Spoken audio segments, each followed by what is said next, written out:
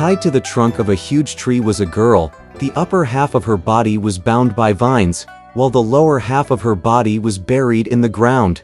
Stopping before her, the elder asked, "Lady Bodhisattva, for what reason are you bound here?" Alas! She was clearly a monster, but the elder, being of fleshly eyes and mortal stock, could not recognize her. When the fiend heard the question, she released a torrent of tears. Look at her. As tears dripped from her peach-like cheeks. She had features that would sink fishes and drop wild geese. As grief flashed from her star-like eyes. She had looks that would daunt the moon and shame the flowers. In truth, not daring to approach her, our elder asked again, "Lady Bodhisattva, what possible crime could you have committed? Speak up so that this humble cleric may rescue you." With clever and deceptive words, with false and specious sentiments, the monster spirit replied hurriedly, "Master, my home is located in the Bimbana Kingdom, some 200 miles from here. My parents, still living and exceedingly devoted to virtue, have in all their lives been kind to friends and peaceable toward relatives. As this is the time of clear brightness, they invited various kinfolk and the young and old of our family to sweep clean our ancestral graves and offer sacrifices to the dead. A whole row of carriages and horses went out into the desolate wilds. We had just set up the sacrifices and finished burning paper, money and horses when the sound of gongs and drums brought out a band of strong men wielding knives, waving staffs, and screaming to kill as they fell on us. We were scared out of our wits. My parents and my relatives managed to escape on horseback or in the carriages. Being so young and unable to run, I fell in terror to the ground and was abducted by these brigands. The big great king wanted me to be his mistress. The second great king desired me for his wife. The third and the fourth, too, admired my beauty. A heated quarrel thus began among some 70 or 80 of them, and when they could not resolve their anger, they had me tied up in the forest before they scattered. I have been here like this for 5 whole days and nights, and I expect my life will expire any moment. I don't know which generation of my ancestors accumulated sufficient merit to acquire for me the good fortune this day of meeting the venerable master at this place. I beseech you in your great mercy to save my life. I shall never forget your kindness, even when I reach the 9 springs of Hades." When she finished speaking, her tears fell like rain. Always a merciful person, Tripitaka could not refrain from shedding tears himself. In a choking voice, he called out, "Disciples! Our 8 rules and Sha monk were just searching for flowers and fruits in the forest, when they suddenly heard the melancholy cry of their master." "Sha monk," said Idiot. "Master must have recognized one of his relatives here." "You're driveling, second elder brother," said Sha monk, laughing. "We haven't met one good man after walking all this time. Where would this relative come from?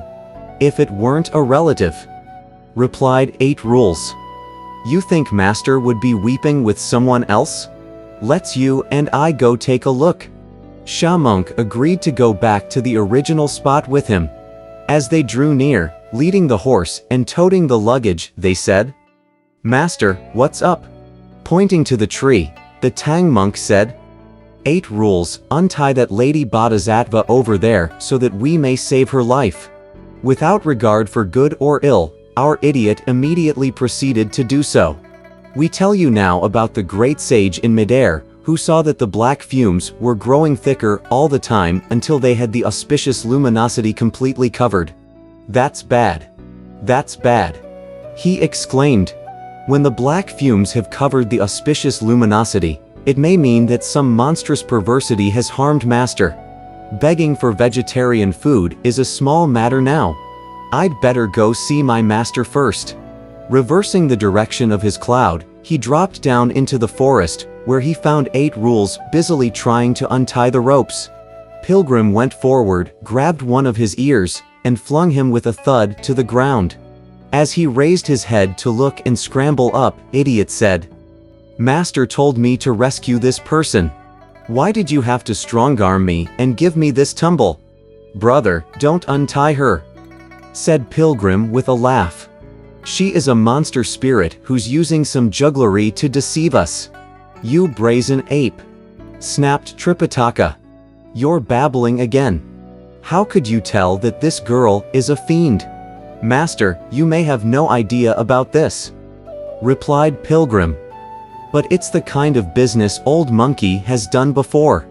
This is the way monster spirits try to get human flesh to eat. How could you know about that?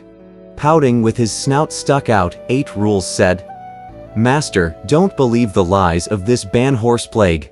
This girl belongs to a family here, whereas we came from the distant land of the east. We're no acquaintances or kinfolk of hers. How could we say that she is a monster spirit? He wants us to abandon her and go on our way so that he can use his magic and somersault back here to have a nice time with her. He wants to sneak in through the back door. Cooley, don't you dare mouth such nonsense, snapped Pilgrim. During this journey to the west, since when has Old Monkey ever been slothful or unruly? I'm no miserable bum like you who loves sex more than life, and who will sell out his friends for a price. Remember how dumb you were when you were deceived by that household's offer to take you in as a son-in-law and ended up being tied to a tree. All right, said Tripitaka. 8 Rules, your elder brother has always been quite right in his perception. If he puts it that way, let's not mind her. Let's leave. Marvelous, said Pilgrim, highly pleased. Master will be able to preserve his life.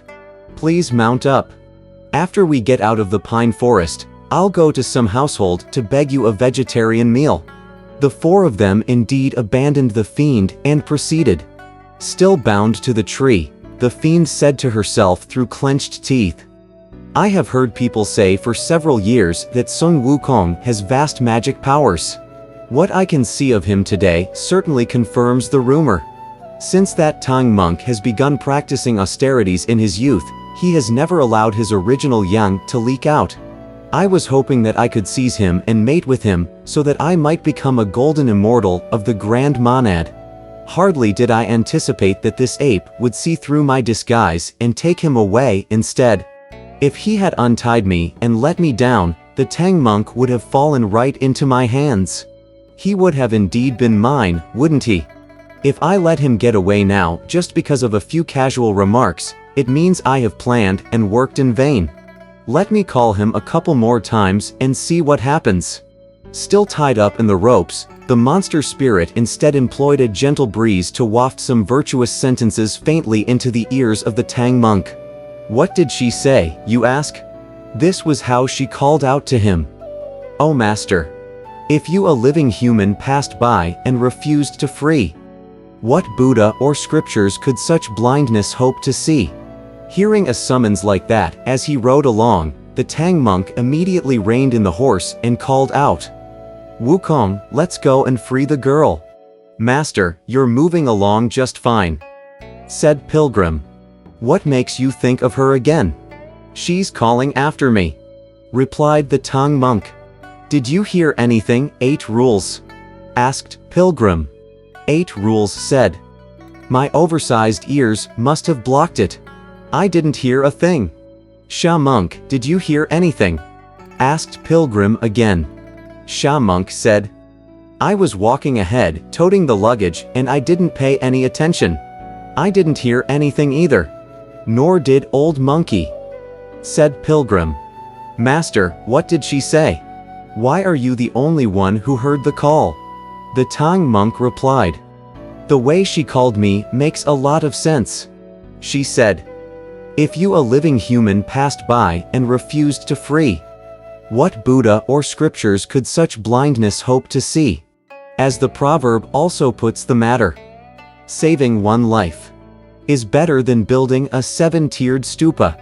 Let's go quickly and rescue her. It'll be as good as fetching scriptures and worshipping Buddha. Master, said Pilgrim with a laugh. When you want to do good, there's no drug in the world that can cure you. Think how many mountains you have crossed since you left the land of the east, and how many monsters you have encountered since you began your journey to the west. Without fail, they managed to have you captured and brought into their caves. When Old Monkey came to rescue you, the iron rod he used had beaten thousands upon thousands to death. Today there's only one life of a monster spirit, and you can't leave her. Do you have to rescue her? O disciple, said the Tang monk. As the ancients said, don't fail to do good even if it's small. Don't engage in evil even if it's small. Let's go rescue her. If you put it that way, master, said Pilgrim, you must assume the responsibility because Old Monkey can't bear it. If you have made up your mind to rescue her, I dare not admonish you too much. For if I do, you'll get mad after a while. You may go and rescue her as you please. Don't talk so much, apehead, said the Tang monk. You sit here while 8 rules and I go rescue her. Returning to the pine forest, the Tang monk asked 8 rules to untie the ropes that had the girl bound to the tree from the waist up, and to use his rake to dig the lower half of her body out from the ground. Stamping her feet and straightening out her skirt, the fiend followed the Tang monk out of the forest most amiably. When they met up with Pilgrim, he began to snicker uncontrollably. Brazen ape, scolded the Tang monk. Why are you laughing? I'm laughing, replied Pilgrim.